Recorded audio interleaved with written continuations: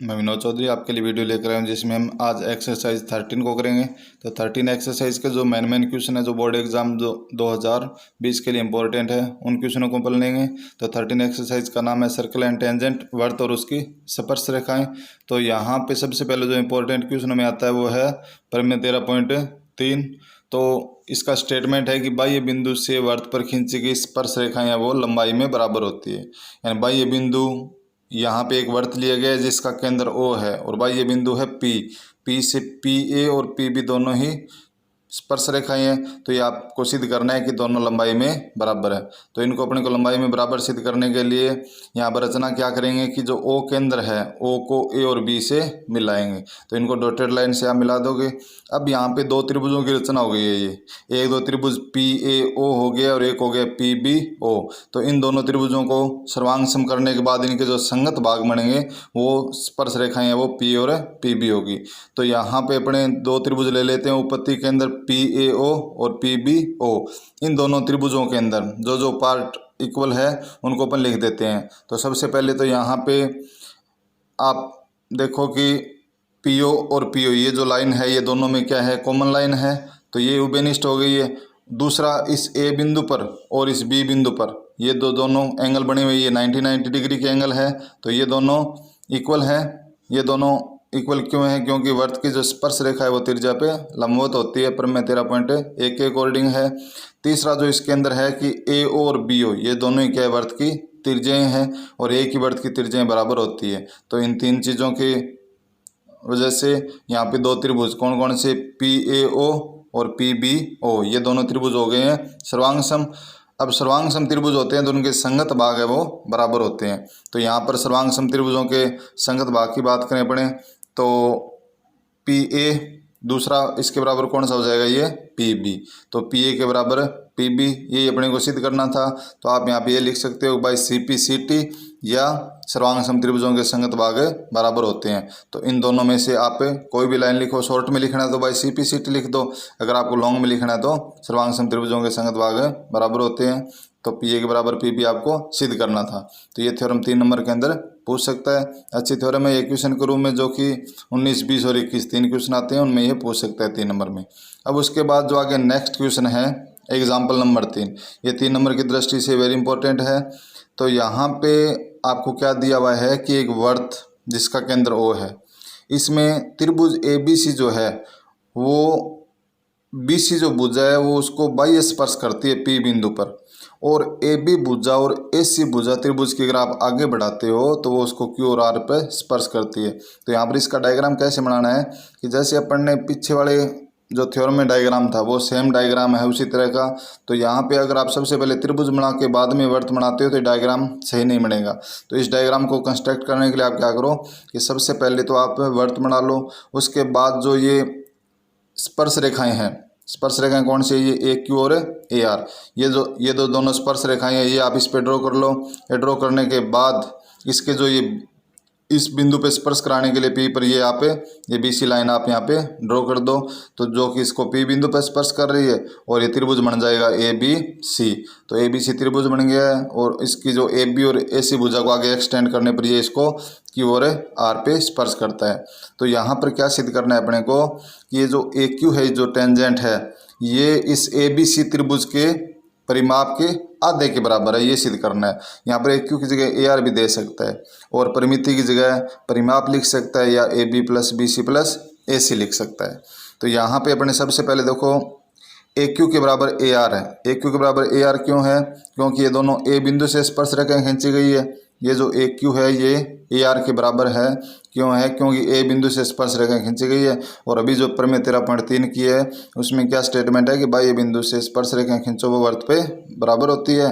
तो AQ के बराबर AR, ये समीकरण नंबर 1 बन गई है। उसके बाद दूसरा B बिंदु से स्पर्श रेखाएं, B बिंदु से जो स्पर्श रेखाएं हैं वो है ये देखो BP के बराबर कौन हो जाएगी, BQ, क्योंकि B बिंदु से बन रही स्पर्श रेखाएं तो ये बराबर होगी। तो ये समीकरण नंबर हो जाएगी 2। उसके बाद तीसरा ये CP के बराबर कौन है, CR, ये दोनों भी क्या है, स्पर्श रेखाएं हैं। तो जो बाह्य बिंदु C से खींची गई है तो ये दोनों भी लंबाई में बराबर होगी। तो अभी ये यहाँ पे अपने पास 3 समीकरण बन गई है। AQ के बराबर AR, BQ के बराबर BP और CP के बराबर CR। अब अपने को ये जो एक क्यू बराबर 1/2 लेकर आना है, तो इस दो को अगर आप इस दो को इधर लाते हो तो ये 2 एक क्यू बन जाता है। इसका मतलब एक क्यू का डबल करना है, तो एक क्यू का डबल बनाने के लिए आप क्या करोगे कि यहाँ पे जो स्टार्टिंग के अंदर ए क्यू प्लस ए आर का सम लेकर चलेंगे, ए क्यू प्लस ए आर का सम लेंगे, तो ए क्यू किन दोनों के इक्वल है, ए क्यू जो है वो इस A B plus B Q लिख दिया, और जो ए आर है वो किसके इक्वल है, A C plus C R के इक्वल है। तो ये अपने यहाँ पे लिख दिया है A B plus B Q और A C plus C are. ये लिखने के बाद जो ए क्यू प्लस ए आर है, ए क्यू प्लस ए आर ये जो लिखा हुआ है, इसकी जगह देखो अपने को ए क्यू लेकर आना है, तो इस ए आर को रिप्लेस किससे कर देंगे, ए क्यू से कर देंगे। ये किस वजह से समीकरण 1, 2 और 3 से अपन चेंज कर रहे हैं, तो ए आर की जगह ए क्यू लिख दिया। उसके बाद जो ए बी था वो ए बी लिख दिया। दूसरा जो बी क्यू था, बी क्यू किसके इक्वल है, बी क्यू इक्वल है बी पी के, तो इसकी जगह क्या लिख दिया, बी पी लिख दिया। ए सी अपने को लाना है, क्योंकि ये त्रिभुज ए बी सी के परिमाप अगर अपन ले तो ये इसकी भुजा पूरी बनती है, तो ए सी की जगह ए सी। और जो चौथा है सी आर, इस सी आर की जगह, सी आर किसके इक्वल है, सी पी के इक्वल है, तो सी आर की जगह लिख दिया अपन ने सी पी। अब यहाँ पे जो अपने पास भुजाओं का योग आ गया है वो आ गया A B, B P, C P और ए सी। तो देखिए ए बी और ए सी ये दोनों तो त्रिभुज की पूरी भुजा हो गई है। तीसरा अपने को बी सी भुजा लेकर आनी है, तो जो बी पी और सी पी है, ये जो बी पी और सी पी है, इन दोनों का अगर अपन जोड़ करें तो पूरी भुजा कौन सी बनती है, पूरी भुजा बनती है ये बी सी। बी पी और सी पी को जोड़ो आप, ये बी पी को और सी पी को दोनों को जोड़ो तो ये पूरी भुजा बी सी बनती है। तो इसकी जगह अपन क्या लिख देंगे, बी सी लिख देंगे। तो A B plus B C plus A C आ गया है, और इधर अपने पास क्या आ गया है, 2 ए क्यू आ गया है। तो ये 2 ए क्यू किसके इक्वल हो गया है, A B plus B C plus A C के। ये जो 2 है वो इधर आप पक्षांतरण करोगे तो 1/2 बन जाएगा। 1/2 बनने से A B plus B C plus A C का ये हाफ हो गया है। उसके बाद ये क्या है, ए बी बी सी और ए सी का योग क्या है, त्रिभुज ए बी सी की परिमिति के बराबर है। तो ये सिद्ध हो गया है कि ए क्यू बराबर 1/2 इंटू त्रिभुज ए बी सी की परिमिति। इस ए क्यू की जगह वो आपको सिद्ध करवा सकता है, ए पी भी करवा सकता है। तो ए पी या सॉरी इस ए क्यू की जगह आपको सिद्ध करवा सकता है ए आर, क्योंकि ए आर और ए क्यू दोनों ही क्या है, इक्वल है। तो या तो ए आर कह सकता है या वो ए क्यू कह सकता है, तो दोनों में ही कोई सा स्टेटमेंट वो आपको दे सकता है, ए क्यू की जगह ए आर या ए क्यू। तो ये था उदाहरण नंबर 3, जो कि 3 नंबर में पूछा जा सकता है, इंपॉर्टेंट उदाहरण है। उसके बाद अपन बात करें आगे उदाहरण नंबर 4। ये अगर उदाहरण आता है तो ये 6 नंबर के अंदर इंपॉर्टेंट है। तो इस उदाहरण में क्या दिया हुआ है, इस उदाहरण में दिया हुआ था कि एक वृत्त है, वो त्रिभुज ए बी सी की जो भुजाएं हैं तीनों, उनको अलम्ब और अन्य बिंदुओं पर अंतःस्पर्श कर रहा है। तो ये त्रिभुज ए बी सी की भुजाएं हैं, तो ये त्रिभुज के अंदर अंतःवर्त बनेगा। तो इस वर्त का केंद्र क्या है, ओ आर है। अब उसमें जो जो आपको वैल्यू गिवन थी उनमें कौन कौन सी डायग्राम के अंदर वैल्यू दी हुई थी, तो इसमें आप क्या करोगे कि सबसे पहले जैसे आप अंतःवर्त की रचना करते हो 14वीं प्रश्नावली में, वैसे ही अंतःवर्त बनाया गया है। तो अंतःवर्त बनाने के बाद आप त्रिभुज बना करके और हाथ से भी फेयर डायग्राम बना सकते हो डायरेक्ट, बिना जैसे आप प्रकार का यूज किए हुए। अदरवाइज आप अंतःवर्त जैसे आप बनाते हो तो उस तरह से आप अंतःवर्त की रचना कर सकते हो। तो यहाँ पे इसने जो मान दिया था वो दिया था, एक तो इस ए एन का दिया हुआ है, एक इस सी एन का दिया हुआ है। तो इसका ए एन का मान तो 6 दिया हुआ है, सी एन का मान दिया हुआ है 8। अब देखिए जो जो बराबर है वो कौन कौन सा, सी एन और सी एम बराबर है। सी एम और सी एन क्यों बराबर है, क्योंकि ये दोनों सी बिंदु से स्पर्श रेखाएं खींची गई है, तो ये दोनों बराबर है, तो ये दोनों 8-8 हो गई। अब ए एन के बराबर कौन है, ये ए एल है। ये क्यों बराबर है, क्योंकि ए बिंदु से स्पर्श रेखाएं हैं, तो ये दोनों 6-6 हो गई है। अब यहाँ पे अपने को इसका परिमाप ज्ञात करना है, तो ये बी एम और बी एल बच गए। तो ये बी बिंदु से स्पर्श रेखाएं खींची गई है, तो ये दोनों लंबाई में बराबर होगी। तो अपने पास इसका मान नहीं है, तो इसको अपन ने क्या मान लिया है, दोनों को ये अपन ने x मान लिया है, तो ये दोनों x हो गई है। अब इसके x होने के बाद जो पूरी भुजा है ये, तो पूरी भुजा में ए बी तो क्या हो गई है, 6 + x हो गई है, क्योंकि ये पार्ट 6 है, ये x है। दूसरा जो ए सी भुजा है वो 6 और 8 कितनी हो गई है, ये 14 हो गई है। तीसरी जो बी सी है वो क्या हो गई है, x में 8 जोड़ेंगे तो ये x + 8 हो गया है। तो ये तीनों भुजाओं का मान आ गया है। अब यहाँ पे अपन सबसे पहले जैसे इरवंज फॉर्मूला लगाते थे आप 9th क्लास के अंदर, तो वो फॉर्मूले के अकॉर्डिंग अपन त्रिभुज का क्षेत्रफल निकालेंगे। तो इसमें जो स्मॉल ए है, जो कैपिटल ए के सामने वाली भुजा होती है वो स्मॉल ए होती है। तो यहाँ पे जो ये भुजा कौन सी है, ये स्मॉल ए है। बी के सामने वाली ये भुजा स्मॉल बी है। सी के सामने ये भुजा स्मॉल सी है। तो ए का वैल्यू x+8 है, बी का वैल्यू जो है वो 14 है और सी का वैल्यू x+6 है। अब इरवंज फॉर्मूले के अंदर जो सेमी पेरीमीटर निकालते हैं एस, तो एस क्या हो गया, a+b+c, ये तो पेरीमीटर हो गया, इसका हाफ होता है। तो a+b+c अपॉन में 2। ए की वैल्यू कितनी है, x+8 थी, बी की वैल्यू कितनी है 14 है, सी की वैल्यू कितनी है x+6 है। तो इन चारों को अपन ऐड करेंगे तो x और x हो जाएगा ये 2x, और 8, 14 और 6 का ऐड हो जाएगा 28। तो ऊपर वाले दोनों में से 2 कॉमन आ गया तो x+14 रह गया, अपॉन में 2, 2 से 2 कैंसिल हो गया, तो आंसर बच गया x+14। ये आ गया सेमी पेरीमीटर का। अब त्रिभुज ABC का जो क्षेत्रफल निकालना है, तो इसका जो फॉर्मूला क्या होता है, s, s-a, s-b और s-c, ये रेंज फॉर्मूले से, और इसका ये अंडर। अब यहाँ पे जो वैल्यू है, x की वैल्यू क्या है, s की वैल्यू x+14, s-a, तो s की जो वैल्यू है वो है x+14 माइनस x, क्योंकि a की वैल्यू क्या है x+8 थी, तो ये x भी माइनस का होगा और ये 8 भी माइनस का होगा। उसके बाद ब्रैकेट में s-b करेंगे तो s की वैल्यू तो क्या है x+14 है, माइनस b करेंगे तो b की वैल्यू कितनी है 14 आ गई। उसके बाद में s-c करेंगे तो s की वैल्यू तो x+14 है और c की वैल्यू क्या है x+6 थी, तो माइनस इसका बार ब्रैकेट में लगा हुआ है तो -x-6 हो जाएगा। तो यहाँ पर जो अपने पास बच गए हैं वो क्या है कि ये x+14 था, ये एज इट इज उतार दिया। उसके बाद x से तो ये x कैंसिल हो जाएगा, ये x और ये x कैंसिल हो जाएगा, तो यहाँ पर बचेगा ये 14 में से अगर आप 8 माइनस करते हो तो ये बच गया 6।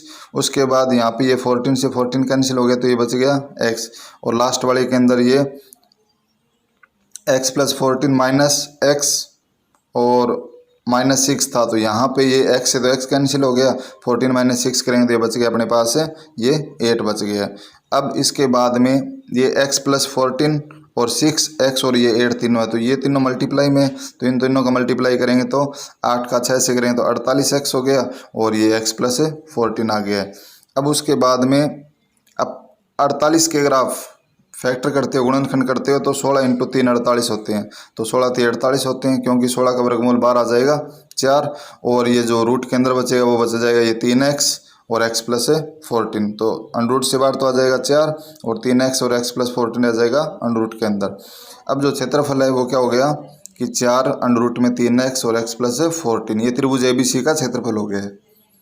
अब जो दूसरे तरीके से आप त्रिभुज ABC का क्षेत्रफल निकालो, तो उसके लिए यहाँ पे ये जो 3 त्रिभुज दिए गए हैं, एक तो ये AOB दिया गया है, एक ये BOC दिया गया है और एक ये AOC दिया गया है। इन तीनों त्रिभुजों को अगर आप जोड़ो तो ये त्रिभुज ABC का क्षेत्रफल बनता है।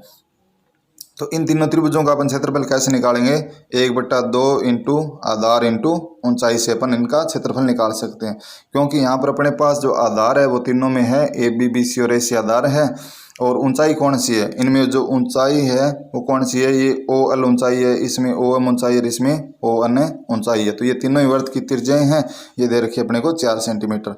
तो आप अगर पहला त्रिभुज आप अगर लेते हो AOB, तो इस AOB के अंदर AOB में बेस हो गया AB और ऊंचाई कौन सी हो गई है OL हो गई है, तो इसका क्षेत्रफल हो जाएगा 1/2 into AB into OL, 1/2 into में AB इंटू में इसमें कौन सा हो जाएगा OL, तो इनका मान लिख देंगे।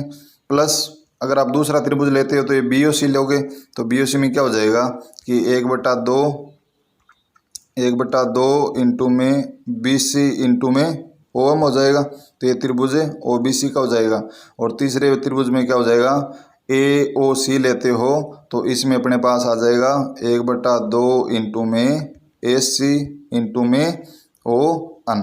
तो यहाँ पर इनका जब अगर आप मान रखते हो तो अपने पास त्रिभुज का क्षेत्रफल क्या आता है 1/2 इंटू में, देखो AB x+6 था तो ये हो गया x+6 इंटू में ये क्या आ गया 4 जो कि OL का मान है, प्लस 1/2 इंटू BC का मान क्या है, BC का मान है x+8 इंटू में जो OM है उसका मान कितना है 4, प्लस AOC लेते हैं तो 1/2 इंटू आधार कितना है ये 14 इंटू में ऊंचाई कितनी है 4।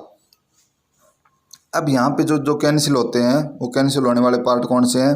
देखो ये जो 2 है ये 4 को कैंसिल कर देगा, उसके बाद ये 2 है ये इस 4 से काट देगा, ये 2 है वो इस 4 को काट देगा, तो ये 4 है वो तीनों ही 2 से कैंसिल हो गए। उसके बाद जो अपने पास आंसर बचेगा ये 2 गुणा किससे करेगा? x प्लस 6 से, तो 2 का x प्लस 6 करेंगे तो क्या आ जाएगा 2x प्लस 12, और ये जो 2 है वो x प्लस 8 से गुणा करेगा तो ये आ जाएगा 2x प्लस 16 आ गया है, और ये 2 है वो 14 से गुणा करेगा तो आ गया 28। तो ये 2x हो गया 4x, 12 16 और 28 जोड़ेंगे तो आ गया 56। तो इनका ये जोड़ हो गया है। अब जो त्रिभुज ABC का क्षेत्रफल है वो कितना आ गया? 4x प्लस 56 है। इन 4x प्लस 56 में से कॉमन कौन आ जाता है? 4 कॉमन ले लिया तो ये आ गया x प्लस 14, क्योंकि 14 इंटू 4 कितने होते हैं? 56 होते हैं। अब समीकरण जो 1 और 2 है, ये जो समीकरण नंबर अपने पास ये 1 और ये जो दोनों कॉलम में बनाई हुई है ये समीकरण नंबर 2, ये दोनों जो कॉलम में बंद है इन 1 और 2 से दोनों ही क्या त्रिभुज ABC के क्षेत्रफल है, तो दोनों ही बराबर होंगे। तो यहाँ पर अपन ने दोनों त्रिभुजों के क्षेत्रफलों को बराबर कर दिए। दोनों को बराबर करने के बाद ये 4 से तो 4 कट जाएगा। अब बचेगा क्या? ये अंडर रूट में 3x और x प्लस 14 और इधर x प्लस 14 है। अब देखो ये अंडर रूट अपने को हटाना है, तो अंडर रूट हटाने के लिए वर्ग करना पड़ेगा, तो वर्ग दोनों साइडों का लेंगे, तो अपन दोनों साइडों का ये वर्ग किया तो इधर तो ये अंडर रूट हट गया, तो क्या बचा? 3x और x प्लस 14 बच गया। इस साइड जो था इसका वर्ग हो जाएगा, तो x प्लस 14 का वर्ग। अब x प्लस 14 एक पावर है वो इसको एक को काट देगी, तो इधर तो क्या बचा हुआ है? ये 3x बचा हुआ है, और इस साइड क्या बच गया? इसकी एक पावर बच गई x प्लस 14। अब जो पक्षांतरण होगा तो पक्षांतरण के अंदर ये जो x है वो इस साइड ले आओगे आप, तो 3x माइनस x हो गया, इधर कितना है 14, तो ये कितना बच गया 2x बराबर कितना है 14, तो x का मान आ गया 14/2 बराबर 7। अब त्रिभुज का जो अपने को परिमाप चाहिए था तो AB का मान x प्लस 6 था, तो x का मान 7 प्लस 6 13 हो गया। BC कितना था? x प्लस 8 था, तो x का मान 7 प्लस 8 कितना हो गया? 15 हो गया। AC बराबर कितना है? 14, ये है ये 8 प्लस 6। अब परिमाप क्या होता है? AB plus BC plus AC का जोड़, तो इनका जोड़ करेंगे तो ये कितना आ गया? 13 प्लस 15 प्लस 14 बराबर कितना आ गया है? 42 सेंटीमीटर। तो ये उदाहरण है वो 6 नंबर में पूछ